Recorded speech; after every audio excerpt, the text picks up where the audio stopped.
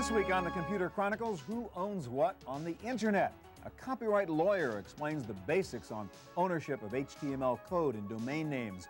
We'll look at the huge business of academic plagiarism, lecture notes, and term papers online. There are millions of photos and artwork images online. Can you use them? Can you protect them? We'll show you a solution from Adobe. And the real hotbed of online copyright issues, MP3 music files. Everything you ever wanted to know about what's legal and what's not. Plus my pick of the week, the biggest, baddest notebook computer I've ever seen. It's all coming up next on the Computer Chronicles. The Computer Chronicles is brought to you by RonDiamond.com, the oldies site on the Internet. Music and memories from the 50s, 60s, and 70s, not just another jukebox. Additional support comes from the law offices of Ivan Hoffman, lawyering with integrity for Internet law, copyright, trademark, and other intellectual property law. And by TechWeb for up-to-the-minute technology news.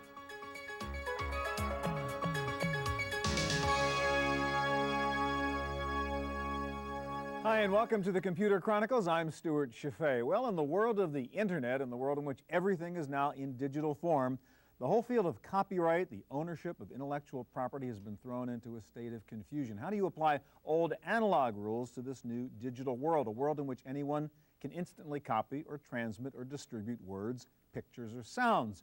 Well, we're going to start out with the basics. Who owns web content? Who owns HTML code? And who decides whether you get to use that URL you want? Here to help us get started is David Kramer, an intellectual property lawyer who specializes in Internet issues. David, let me start with the basic question. You see some content on a website, you say, that's cool, I like that on my website. I'm just going to grab it and put it on my site. Can you do that? Almost certainly not. Okay. What we've got up here is our your firm's website, and actually why don't we call up this site, which is so my this is all profile about you. there. So I say, hey, I'm going to create a catalog of lawyers, and I want to put this guy in my website. And what you'll find on this page is a copyrighted photograph and copyrighted text. Now, how do I know it's copyrighted photograph and text? You can assume that, okay, because by virtue of its creation, it is protected by copyright. So I should assume content is owned by somebody who doesn't want me to steal it. That's probably right. Okay. And actually, not just the photograph and the text, but also the code that's used to render that photograph and text on the page is protected by copyright. And that also goes...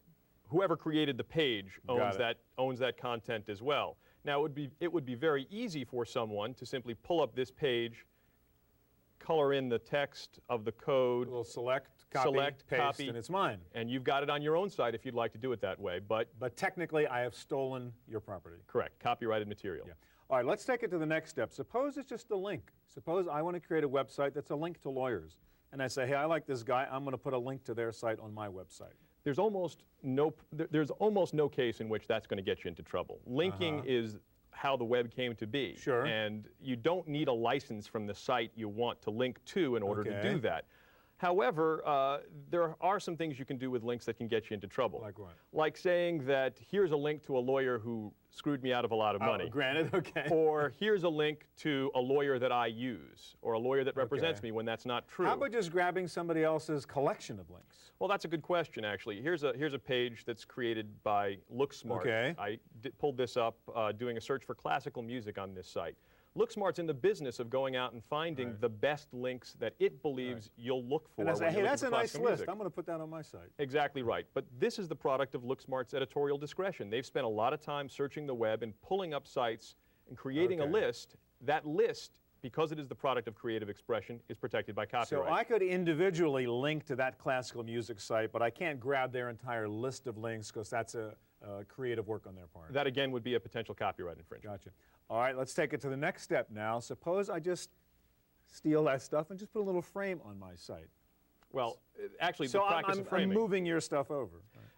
There's a site that I've pulled up here called rotonews.com that actually is engaged in what you've just described. Okay. It's a great site that tells you about all sorts of baseball information, and it will actually take you to pages that are the newspapers for your favorite teams, so like the Atlanta Braves. I'm on rotonews.com, but I'm reading the Atlanta Journal newspaper, which I assume he doesn't own and didn't pay for? Right. What he's done is framed the Atlanta Braves page in the Atlanta Journal-Constitution. You're still on rotonews.com, right, but you've got the Atlanta Journal-Constitution. Is that an here. infringement of the paper's copyright? That's going to get them into some difficulty if the Atlanta Journal-Constitution finds out about it. But maybe the paper doesn't care? Maybe the paper doesn't care. Whose ads are on that? Is that the Atlanta Journal? That's the Atlanta's Constitution. So maybe they don't like the idea that somebody's spreading their ads around. Absolutely right. And this may drive traffic to the Journal-Constitution. But if they don't like it, they can stop you. They could send you a letter saying cease and desist, and you probably should. Gotcha.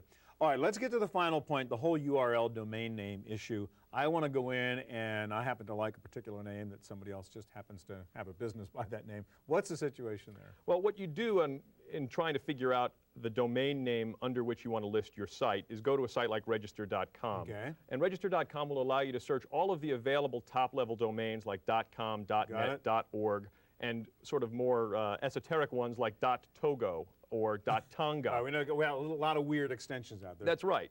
So you wanted to create a site called LukeSkywalker.something. .something. And what I've searched for is LukeSkywalker.ch, .fm, and sure enough, I could register the domain names LukeSkywalker.tonga, .to. Okay. If I decided to do that, I'd own that domain name, at least until LucasArts found out that I'd registered the domain and sent me a letter saying, you can't use Luke Skywalker. They could stop you from using LukeSkywalker.to.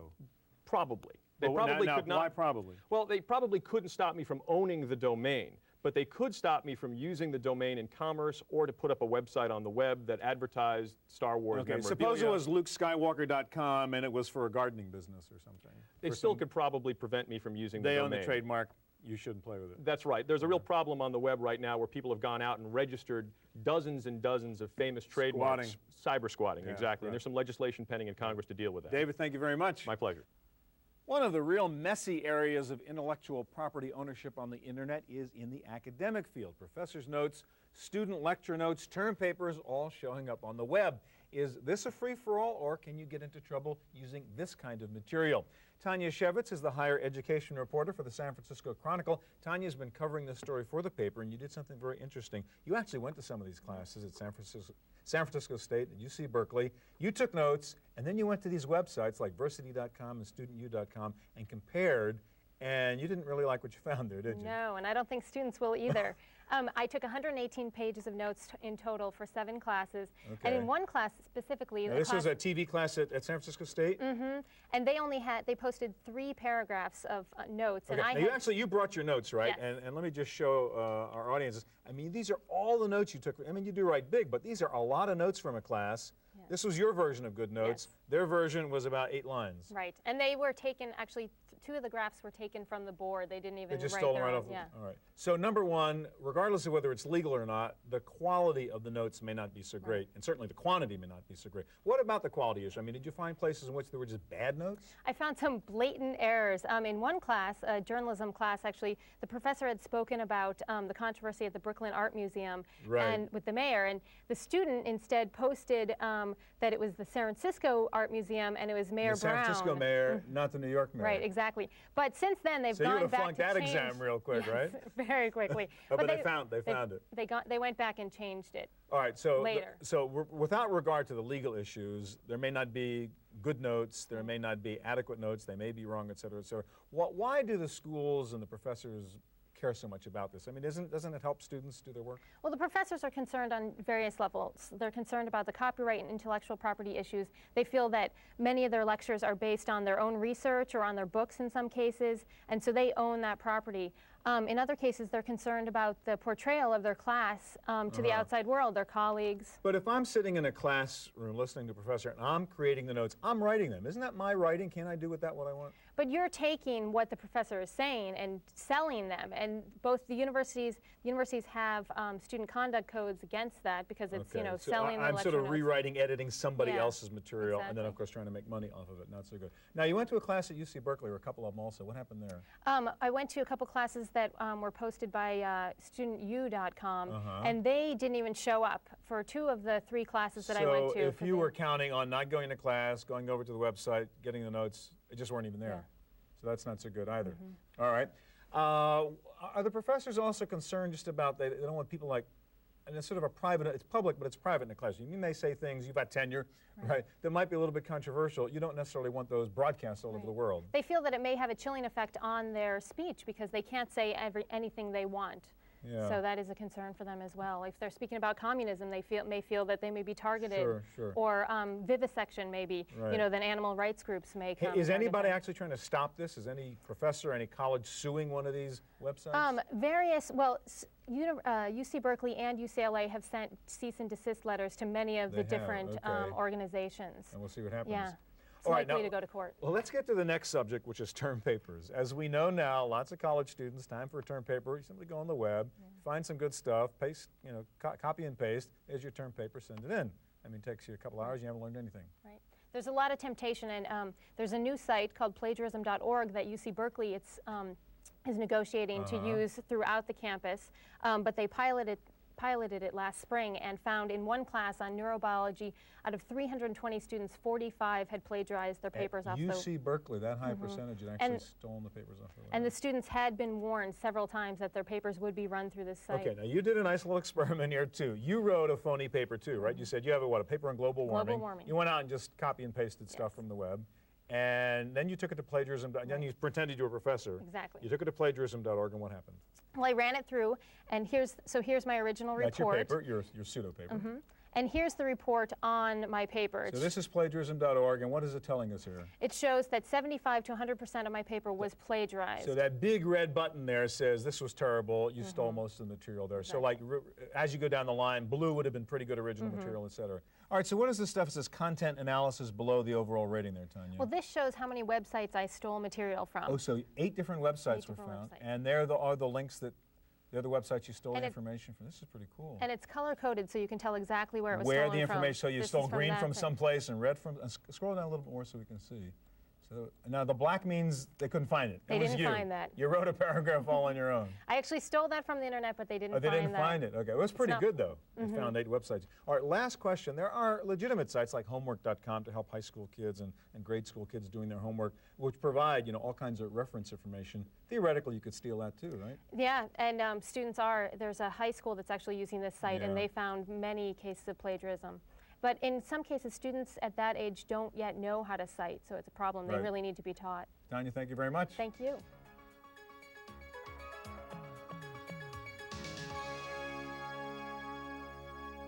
Another area of potential copyright abuse on the internet is photographs and works of art. There are millions of images up there, and with a click or two, you can copy them, edit them, put them on your hard drive, send them to a friend, even try to sell them.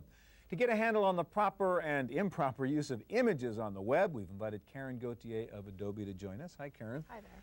First of all, as I indicated, it's very easy to go on a web and just grab some images and do what you want with them, right? Show us, first of all, how you can actually do that. Maybe make a couple little modifications and say, hey, this is mine now. Right. So I'm going to take this file here, this frame that I could have downloaded from the web. Okay. It's very easy to just take that, drag and drop it into the document that I'm working on, and it's now part of my image. I can do things like change the color.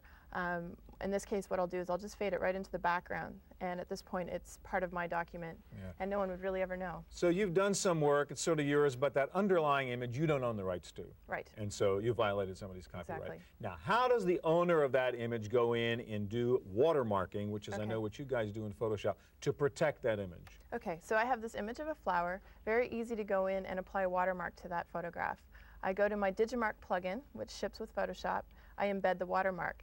And the idea in here is that I go to the Digimark website and obtain an ID. There's 2 different. So you kind of register as an owner of artwork. That's right. So just a really quick overview. There's 2 different kinds of IDs. I have a basic ID, which is free. I go up and reger, and I have a smart ID, which I pay for, which will allow me to actually put in a URL, which I'll show you a little bit later. So I go in here. I already have an ID assigned. I have the opportunity to apply restricted use or adult content.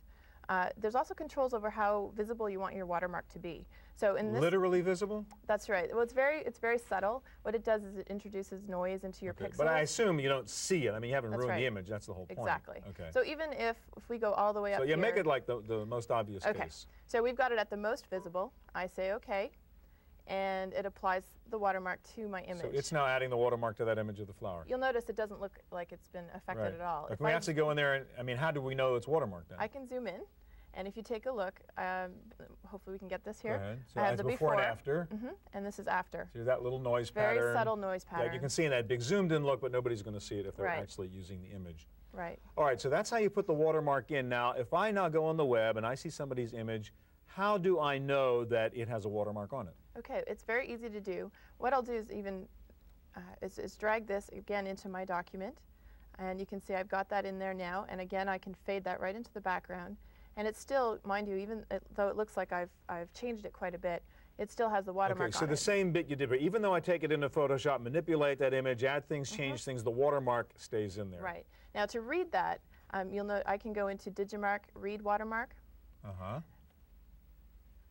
And I've got, it finds the same So I've been ID. put on notice, hey, okay, now suppose I legitimately want to then pay somebody for the rights to use that image. I can find that then through the watermark registration information? That's right. I could go to my web lookup at this point, and it would, using the ID, show my information. If it went to the photographer's URL, for example, you could have license agreements up there for people to buy it, all that kind of thing. Okay, now there is another service, I believe, in which you can actually go out, it's kind of like a web crawler that will look to see if anybody has in fact stolen your images and has them on their websites. This is a new service from Digimark, and it's a crawler, as you mentioned, and it's a continual crawl or search of your website, or sorry, of the World Wide Web. Website, right. And it brings up this kind of report that you can go and verify you know, on a monthly basis or whatnot, and it gives you information as to where your images were found. Okay, now I take it these are registered watermarked images. That's right. These are anything that you just saw me do up on the website. So one of the benefits of doing that is you have the ability to go out and see, hey, has anybody grabbed one of your images? That's right. Now, is this only with like Photoshop file formats, or can you do this in any file format? No, anything that you save out of Photoshop, JPEG, a GIF file, they'll all be recorded. Yep. Thank you very much. Thank you. All right, well, perhaps the most complex area of copyright controversy on the web right now has to do with music and the abundance of all those free MP3 files on the web. Anybody with an MP3 player, a CD burner, can become his or her own music publisher. Of course, the music industry doesn't like this too much. Here to help us understand the MP3 story is Andy Rathbone, and he's the author of this brand new book, MP3 for Dummies. So you're the expert, I guess. Well, I've written the book. Okay. First of all, you have some of the players here. Let's talk about this one first. I guess this started it all in terms of portable MP3 players, right? The Rio. Yeah, the Diamond Rio was the first one to come out in the United States, and it was really heavily promoted, and it really took off. It's the #1. They came out with a second version. They've even come out with a third version while everybody else is trying to come up with their first. So let's go back to the process now. If I want to download music onto my little Rio player here, I go onto the web, and there's lots of places I can just go that have just tons and tons of MP3 files that I can download, right? That's true. You download an MP3 file like any other file, and then that particular one, you plug this into your parallel port, and plug the rest of the cord into the Diamond Rio. You just drag and drop the files, and then just shoots it right in. For people who may not know, Andy, let's go to some of the sites. Obviously, mp3.com is a source of MP3 files. mp3.com was one of the first and one of the biggest. It's had about almost 30 million downloads of MP3 Now, this is all legitimate, right? I mean, this is legal stuff. This is not stealing anybody's music. Absolutely. The bands who are on here want to be on here. They look at it, MP3, as a promotional tool. Now, are these just new bands, or might it be established, well-known groups who also just want to do some promotion by getting onto the site? There are some established bands who realize that MP3 is cool. It's hip. Yeah. It's happening now. So it's not just Joe's Little Garage Band, necessarily. No. And it's also very inexpensive promotion. There's no billboards. You know, there's no Okay, so touring. there's the mp3.com site. I guess Rolling Stone is a good site to go on if you're looking for MP3 files. You have that one up? Rolling Stone jumped on it as quickly as they could, and MP3 and more. They have voting. People can download the MP3s and say which ones they like the best. And okay, that's the next issue. There are a million files out there, right? And sometimes it's hard to figure out finding the music you want. Now, there are sites, I guess, like Listen.com that sort of organize that for you? I was very impressed by Listen.com. They're here in San Francisco, and let me find them here. They've got a staff of musicians and music critics who listen to MP3 files. And they kind of recommend MP3s you might want to download depending on what kind of music you like. Exactly. They tell you what you're going to find so you can download the music that you want to before you find it. And as we were talking, say, under the big shots I see over there, I mean, you've got the big-time groups, Gladys Knight, Blues Brothers, Ronnie Millsap, etc. All these people have legitimate MP3s on here. They want to have their music downloaded for publicity. Louis Armstrong, Chet Baker, Billie Holiday. Wow. All right, now the issue is, of course, there are other sites you can go to in which there's music that you don't have the rights to. That's true. Lycos has been taking some flack because they just go out there and grab any particular MP3. So if I was looking for a David Bowie song or something. Let's type it in. And I just go to the MP3 search in Lycos, and this stuff, who knows where it came from. And here it's found David Bowie songs that aren't legal. I mean, David Bowie did not say that you can put my songs on somebody here. copied the CD, put it up on a website somewhere, and I can download it, put it on my Rio, and I'm listening to the music and I haven't paid for it. But that's all illegal. Right, Yes. that you shouldn't be doing. Now, beyond just doing it and playing it on my Rio, I can actually now broadcast this, right? I can start my own little web radio station and play this music that I've stolen. Yeah, that's become very popular because it's so easy. You download Winamp, which is the most popular MP3 player. You go to shoutcast.com and these are just different click on guys who are one. just saying, hey, I've got this song, you want to hear it? Exactly. There are a few rules. You have to pay $20 to the Copyright Office to be able to do this. You can't play one artist over and over and over. So is this legal now? It is legal, yes. Okay, so Shoutcast, you're not stealing songs then? No, but it's kind of a gray area because they say that you have to download and use it in a reasonable fashion, and nobody's defined what reasonable is. But nobody's getting paid for this, right? The artists aren't. The artists are not getting paid. No. So it's a rather nice, convenient way to steal the music I want to steal. Well, you can look at it that way. I mean, that's one of the points there. All right, now let's talk about the protection schemes. Obviously, as I said, the music industry doesn't like this because guys aren't getting the royalties. So what is being done to try to protect music in the MP3 format? Well, just like the images you were talking about earlier, there are digital watermarks that are being placed on the music that is being released now on CDs. The digital watermarks let the record companies trace what master the CD came from, so they can trace the copy fitters. It lets them, in the future, they're hoping it will let the players look at the digital watermark and decide whether that music can be copied or not. Yeah, no, let's talk about that now. You have you have several other players besides the original here, and let's talk about this one, which you just got, I guess. It's an RCA MP3 player, but this includes copyright protections somehow, doesn't it? It's the first one that did. Yeah, I was kind of bummed, to tell you the truth, when I bought the thing and I dragged and dropped my MP3 files into there, and it wouldn't play. And I was going, what am I doing wrong here? Does this have some sort of encryption in there that this thing won't take? Because you have to use the software that comes with this. And then when you take your MP3 file and you use the software that comes with this, it encrypts the MP3 file. So there are no longer MP3 files once they're on here.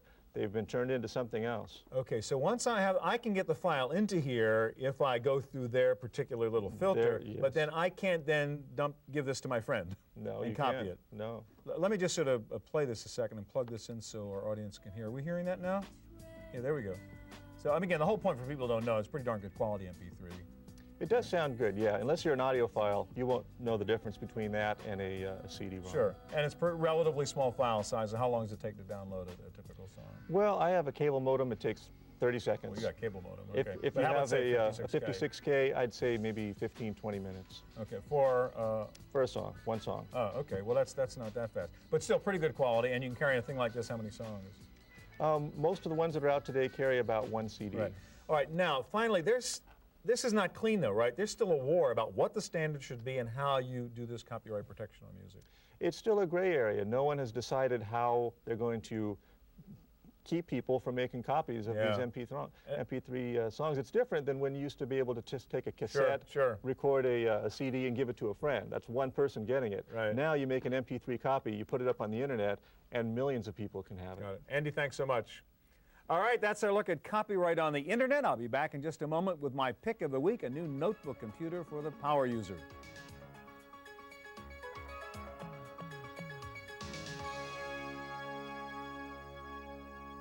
Now for my pick of the week. If you are into all this media stuff that the copyright lawyers worry about, like graphics and music and video, I have found a killer notebook computer that can do it all.